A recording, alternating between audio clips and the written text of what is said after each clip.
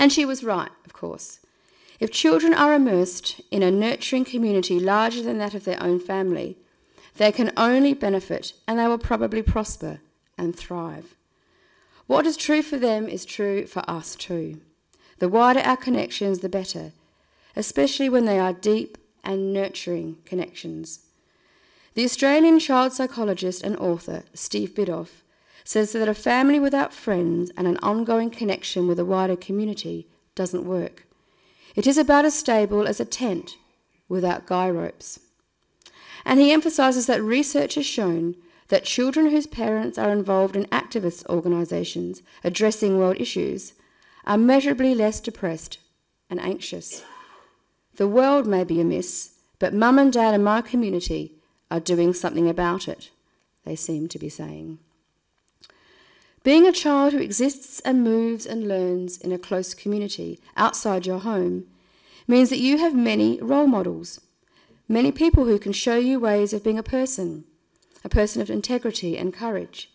It means that you learn from one person kindness, from another feistiness, from another persistence, and another flexibility. And you see all the shadow sides as well, the anger, jealousy, resentment, gossip, and pettiness. And you see ways in which people work through these things or not.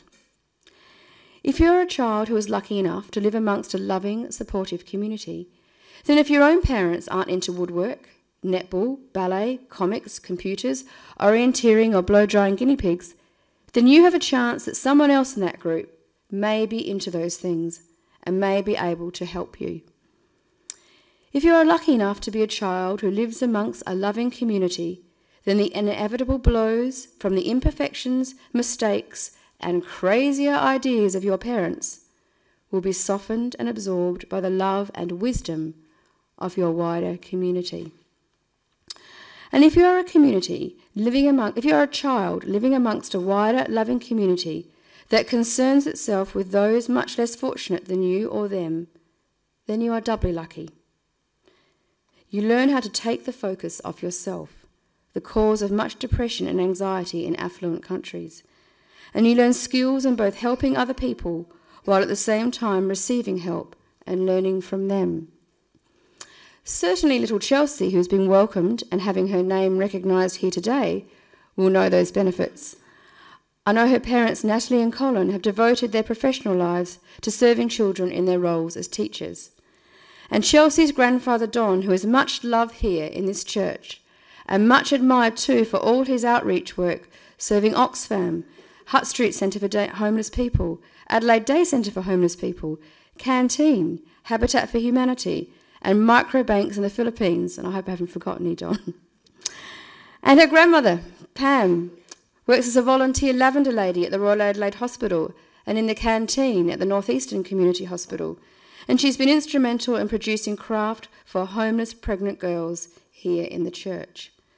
These are fantastic examples for Chelsea to live amongst.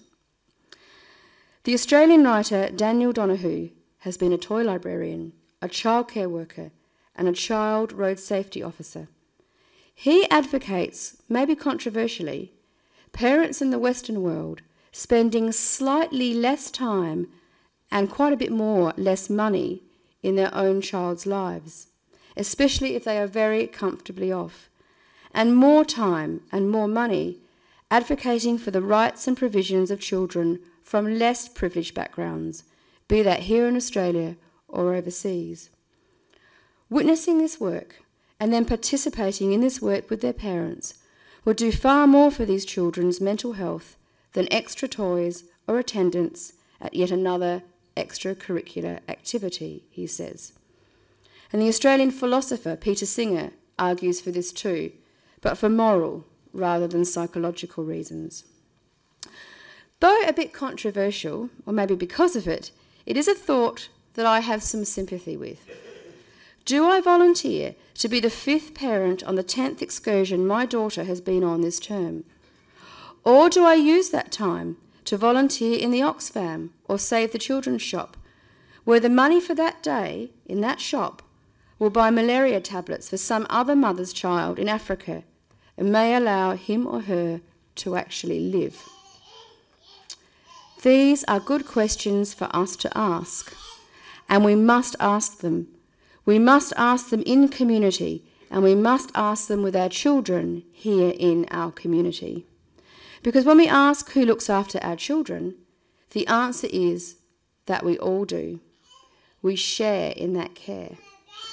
One mother picks up another mother's child after school when that other mother has a doctor's appointment. One teenager whose parents have no experience of university entrance procedures asks a retiree science teacher here in this church a question about university entrance. One father here in Adelaide volunteers his time at the Save the Children shop. His time allows seeds to be bought for another father on a farm in Tanzania, allowing that father to plant and tend an orchard from which his children will make a living. One mother here in Australia advocates for humane immigration policies that might protect another mother's child somewhere from real and definite peril, while that mother sits with her child in hope and courage in some hideous detention centre somewhere in the Western world, waiting for the compassion of another mother somewhere far away. We all look after each other's children, but let's also remember, our children are not our children. They are the sons and daughters of life's longing for itself. They come through us, but not from us. And though they are with us, yet they belong not to us. We may give them our love, but not our thoughts. Amen.